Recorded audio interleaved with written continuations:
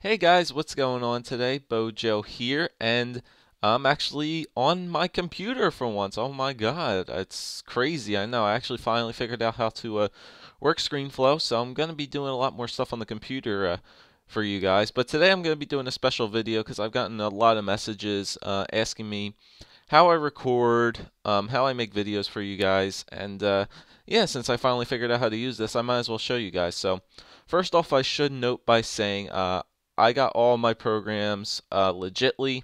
I did not use any pirated, any crap like that. I'm saying if you guys want, I'm not going to show you actually how you get the programs I use, but I'm sure you guys can probably figure that out. I don't promote you guys going finding them illegally. I got them all legitly.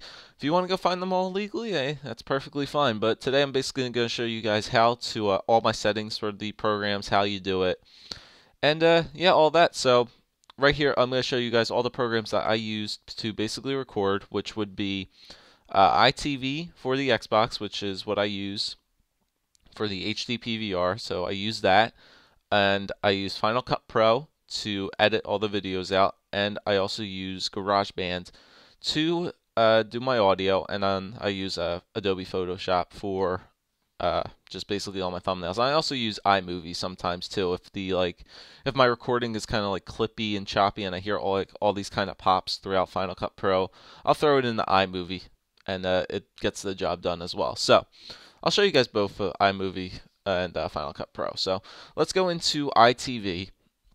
Now, basically, this is for those guys who are watching, and this is on a Mac, by the way. So for those guys watching, you should know. Let me just turn my volume off. I think it is off. All right, it doesn't really matter. But for those guys who are using a Mac, you guys should know about all these kind of products and whatnot. So this is iTV. It's basically just a recording program.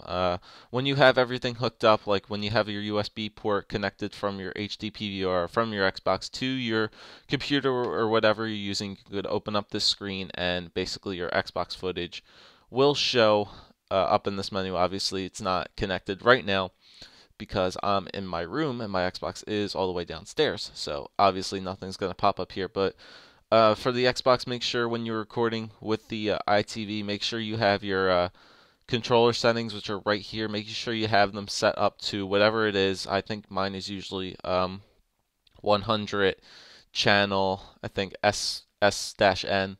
I think that's what mine is. I'm not entirely sure about that. I know what it is if I seen it up here if I was recording, but I'm not. But make sure that what your channel is set correctly, and make sure you're also recording in either I think 720p or I record in 1080i. So make sure you have that correctly set on your Xbox before you do anything. So that's basically everything when you have everything hooked up, and then you just obviously hit record button. And then when you hit record, it'll basically bring everything up right here. So you guys can all see I have a couple of stuff for you guys, just like 4 Bioshock episodes and 2 of the newest GM modes that are going to be coming out for you guys. So that's that, and let me just show you guys the preferences that you should have set up for the iTV. So if you're using iTV for your recording on your Mac and you have your HD PVR set up, you want to go to Devices and select the Hauppauge HD PVR. Once you select Hauppauge HD PVR, automatically inserts itself. And then when you're doing quality, make sure you have this set to custom and have every settings set up the way it is. So video will obviously always record in a 13.5 megabits per second, and then it'll determine your input, and like my the sound settings should be the same to 128 AAC kilobytes per second. Disk use is the same per hour. And yeah, that's why I record in 1080i, and you could also do 720p. I haven't really recorded in 720p. I've always recorded in a 1080i, and I think it looks pretty decent. So that's all that. Now, so once you basically take iTV and you make a recording, like I have done here, you're going to want to export it into a file that will be compatible with either Final Cut Pro or iMovie. So once you have something recorded like I do here, you want to left click or right click and you want to hit export. Now, once you have all this stuff set up, you can save it wherever you want, rename it wherever you want. Don't change the file back here. You want to go into yeah, you want to change the format. Now you have all these kinds of different formats which you guys can use, and basically the one I like to use is H.264. Now make sure you're using that H.264 on the QuickTime formats, not on the native formats, which is no re-encoding. You want to pick the QuickTime format H.264 just because it's easier to be compatible with iMovie and Final Cut Pro. Then and then also another reason that you guys should use that is because if you use the no re-encoding format, your export time will be quicker, but when you try to put it into either Final Cut or iMovie, you get these random green flashes on your screen. You guys do not want that. I've done that multiple times before, and it just looks crap. So your export time will be a little bit faster using H.264, but this on the QuickTime format, but you get a much better quality. So let's go into options, and then you want to make sure all these options are exactly the way I have set up. File format, you want to select MP4, not the ISMA, just a regular MP4. Video format should be set as a H.264. Your image size, if you want to put it in 1080p, that's fine. It takes a lot longer to do that, but I'd like to just do 1280 by 720 in HD. Frame rate, you want to set that to 59.94 frames per second. Keyframe, you want to keep at automatic data rate. I don't really mess with that. I usually just keep it at 8,000 kilobits per second. Video options, restrict profiles, keep that at main. Encoding mode, you want to leave it on faster encoding on the single pass, not the best quality. You want to get it done pretty quick, and I don't really see why you would put it on best quality anyway. So that's that. And then for audio, you don't really need to mess with the audio settings all that much. Just make sure your audio is set at AAC. And I also just like to upgrade my audio to 192 kilobytes per second because that's what I have it set up in Final Cut Pro for my audio. So that's basically all you need to do. Encoding quality, I leave it at better. I usually don't switch it up to best because it's just the audio. And you could just edit it in GarageBand if you wanted to. So after you do all that, you can basically just rename it whatever you want. Bioshock, whatever. And then you could hit save, and then it'll start the export right here. And it'll take a very long time, depending on how long your recording is. Like that one is 15 minutes. That would take maybe about half an hour. I already have a couple Bioshock episodes from the previous one that I still need to upload up here, so I'll just use those as reference. And so basically, once you do that, you will get an MP4 file. So once you have that, you want to take it into your editing software. In this case, I have Final Cut Pro, so I'll show you guys that. Let's get this loaded up. Just make sure I show you guys all the settings for that. Okay, is it loaded? Everything all right? No, it's coming up. Another thing is you have to keep the iTV thing up here all the time too. Yeah, I'm just testing out some screen recording right here, so I won't use that. I can just move that to the trash. Move that to the trash. Yeah, okay. So basically, once you're in Final Cut Pro, you want to create a new event. Name it whatever you want. Make sure you create a new event first before you create a new movie file. I'll just call it Bioshock. I'll just use test Bioshock thing. Now you can either import the file, or you could just automatically take the file from your desktop or wherever you have it. And my mouse is a little bit crazy right now, and just drag it right into there, and it'll show up like this. And so there's the file playing for you guys. And you can click spacebar, and it'll show you guys actually what's playing on the screen, which is awesome. And now, basically, what you want to do after you have it in there, you want to create a new project. Just call it. Make sure you name your project and your event the same thing. It's much easier to follow. Video properties for Final Cut Pro should be set at custom. 720p HD for the format. Resolution should be the exact same resolution that you exported it in. In my case, it is 1280 by 720. Frame rate should be exactly the same. Timecode display, I leave it in non-drop frame. Audio render settings, once again, set that to custom. Make sure your audio is set on stereo. Your audio sample should be the same at which you exported your audio, which is mine is 192 kilohertz. And also make sure your render, there's lots of different render formats that you guys can use, but make sure you have the most up-to-date render format. And in my case, I'm using a MacBook Pro, so it would be set at Apple ProRes 422.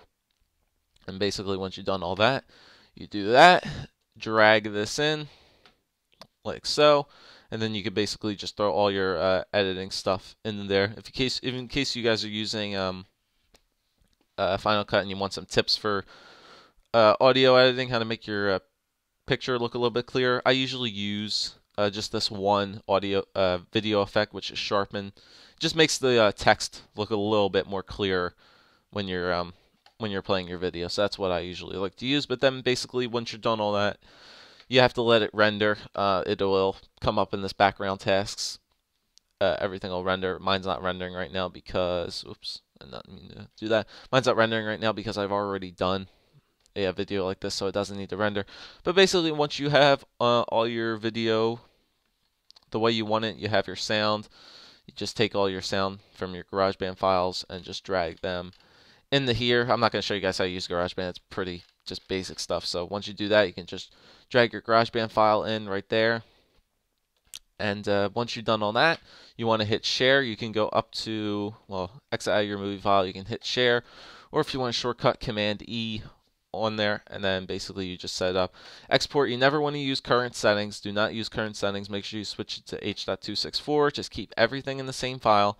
After export, you can open it with QuickTime Player or compressor, whatever you do. I usually just do nothing. And include the video and the audio, unless you're doing like something like this. Then maybe you only want to use, if you're using like ScreenFlow or something like that, you maybe want to just use the video. And then make sure you check the summary before you do. The file type will be set as a QuickTime movie, so MOV file. Estimated size, it shows you what your size is, and then it will show you all the other in-depth files for your export. So like I said, H.264, the resolution 1280 by 720, and your frame rate. And that's basically it.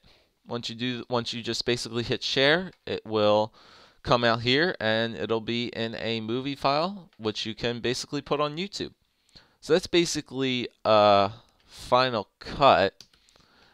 I'll show you what I use for my iMovie settings as well really quickly, and then I'll get out of here for you guys. Okay, so let's iMovie pull up. Yeah, same thing here. I have the Bioshock file. It's still in there. Okay, so you want to go, iMovie's a little bit different, but it's basically the same thing. New event, like I said, name it whatever you want. I'll just put some random shit in there for right now. And then you want to go down here, make a new movie. New project, you can name it whatever you want. Aspect ratio, make sure you have it set on. I usually use widescreen, I don't use standard. Frame rate for iMovie should be set at 30 frames per second. And then you create that. And then basically you take the file up here. Yeah, so you can edit the video and whatnot a little bit in iMovie. Basically just color settings, whatnot, and video aspect ratios, all that kind of stuff. I don't really mess with that. I usually just up the volume and a little bit down. You can use EQ if you want for your audio. That's cool. But basically all you want to do is just drag this into here. Okay, that's not... my thing freeze a little bit? Did iMovie freeze? I think iMovie just froze. Yeah, it just froze basically. That sucks. Let me just force quit that. Sorry about that. That was a little bit crazy that it froze like that. But yeah, there it is. This is the one that I have still to put up for you guys. So basically that's it. You throw your file in there, you throw your audio and whatnot, and you're all good to go. Once you've done that, you want to hit share using QuickTime Movie. Do not use export movie. Export using QuickTime. And then you want to go into your options, settings. Make sure it's at H.264. You just want to keep it steady. There's tons of different formats you can use for iMovie. It's crazy, but you want to just use H.264. Keyframes are automatic. Keep the frame rate current. Quality for the compressor should be at the best. Set that to best because iMovie is a little bit better for compressing than Final Cut is. So encoding, you want to use faster encoding. Data rate, just set it as automatic. That's good. Filter, you don't have to use a filter. I usually just use a sharpen filter for that. Size, make sure you have it set for the size that you want, 1280 at 720. You don't need to preserve the aspect ratio or deinterlace the source video. Sound, AAC format is what I like to use. Stereo, the rate that sound does, 48 kilohertz. Render settings, normal, and then keep the bit rate the exact same. Average bit rate 192. And that's basically it. And then prepare for internet streaming at fast start. And that's basically it. Then you hit save all your settings, and then save, and then it'll start the export.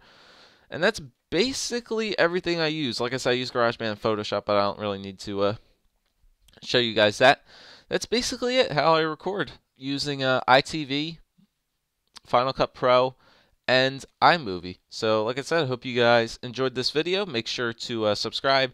Check out all my other gameplays and playthroughs of all my different games, such as NHL 13, BioShock, Call of Duty, Minecraft, and all that good stuff. Yeah, so thanks guys for watching. I hope you enjoyed that. Show you guys how I record. Hopefully it'll influence you guys to start recording yourself. And yeah, thanks for watching, and I will see you next time.